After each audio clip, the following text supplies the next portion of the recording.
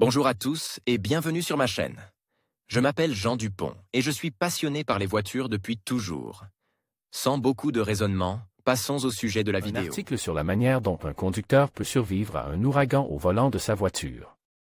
Des recommandations sur ce qu'il faut faire en fonction de la situation. À la fin de l'article se trouve une vidéo d'une voiture traversant un ouragan. Un article sur la façon dont un conducteur peut survivre à un ouragan lorsqu'il est au volant d'une voiture.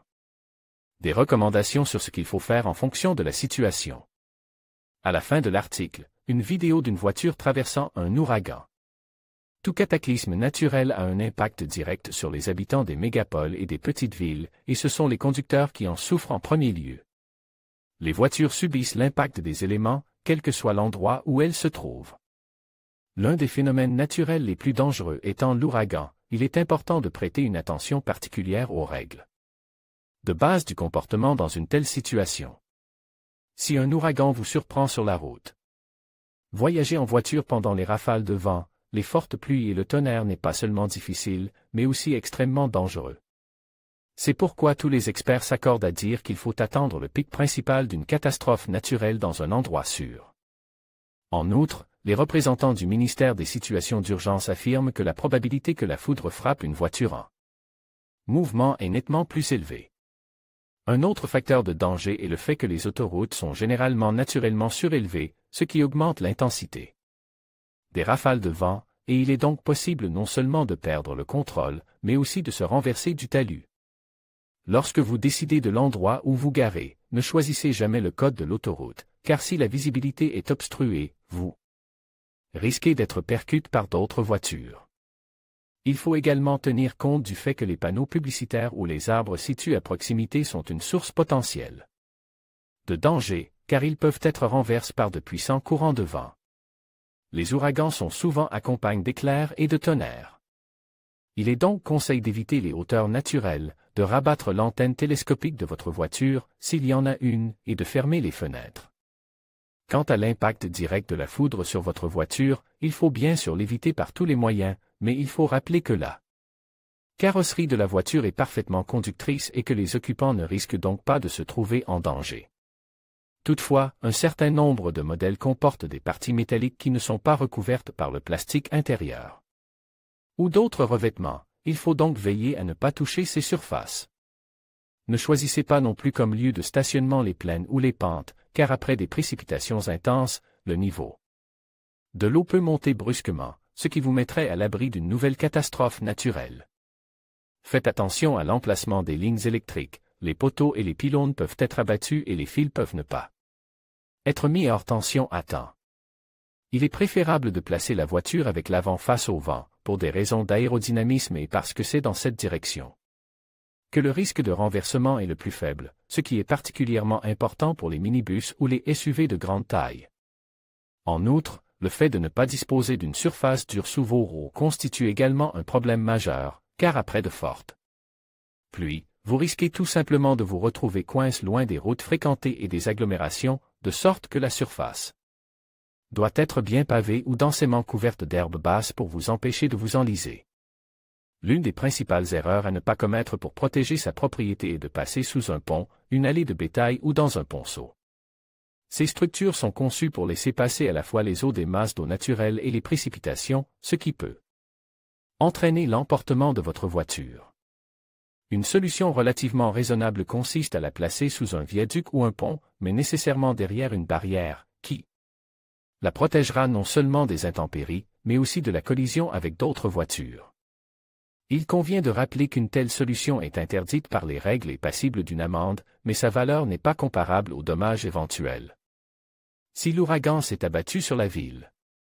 Dans une telle situation, la règle principale pour préparer votre voiture au passage d'une catastrophe naturelle est de choisir le bon parking. Le parking souterrain protégé idéalement du vent, des chutes d'arbres, des poteaux ou des panneaux publicitaires. Mais il ne doit être choisi que s'il n'est pas situé dans une zone basse et ne risque pas d'être inondé par les eaux pluviales.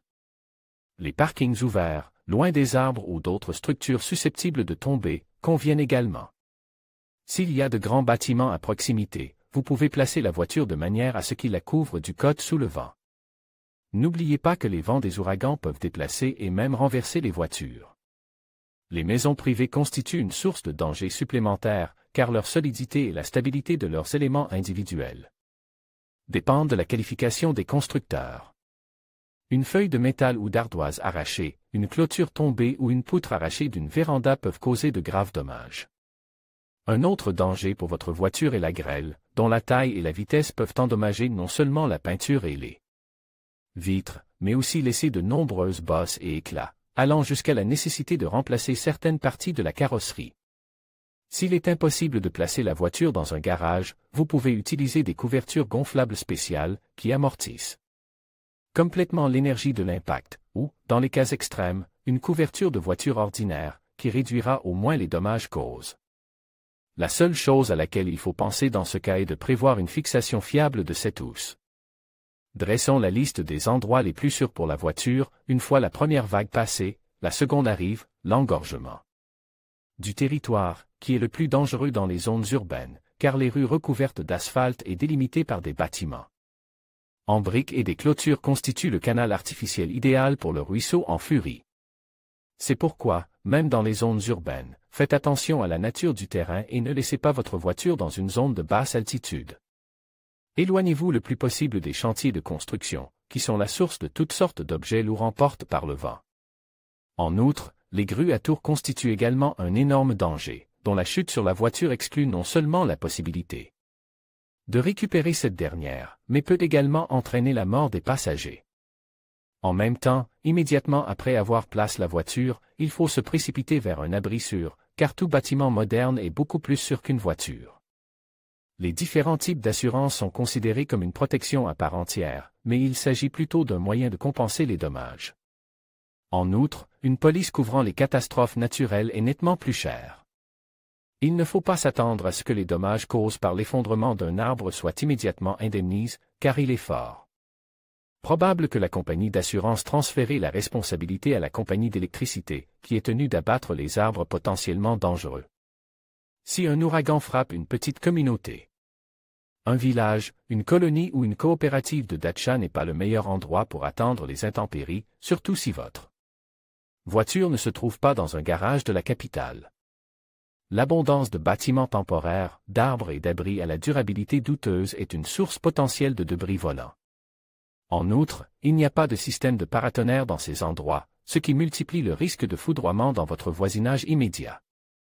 Une attention particulière doit être portée au passage de l'eau après les pluies, le sol sous les roues doit donc être stable et le lieu de stationnement doit être éloigné des plans d'eau, des ravins et des bas-fonds. S'il n'y a nulle part où aller, la voiture doit être placée derrière la zone potentiellement dangereuse ou essayer d'utiliser d'autres bâtiments capitaux, tels que les hangars des fermes, les lieux de stockage des matériaux de déglaçage. Il s'agit de bâtiments fermes de type industriel, présents dans toutes les localités, les bâtiments agricoles. Bien entendu, il est préférable de laisser la voiture et d'attendre dans la maison ou la cave. N'oubliez pas, aussi impressionnant et massif que puissent paraître les piliers du toit, lorsqu'une branche, même de taille moyenne, tombe, ils ne peuvent que se froisser, et les fenêtres ne protègent pas du tout contre les débris volants. Après la chute de la vague principale d'éléments, ne vouez pas de quitter l'abri, car il peut y avoir des rafales résiduelles, dont la force n'est pas inférieure à la vague principale. En suivant ces simples recommandations, vous réduirez non seulement le danger pour vous et vos passagers, mais vous maximiserez également l'assurance de votre voiture contre les dommages potentiels. Vidéo d'une voiture traversant un ouragan.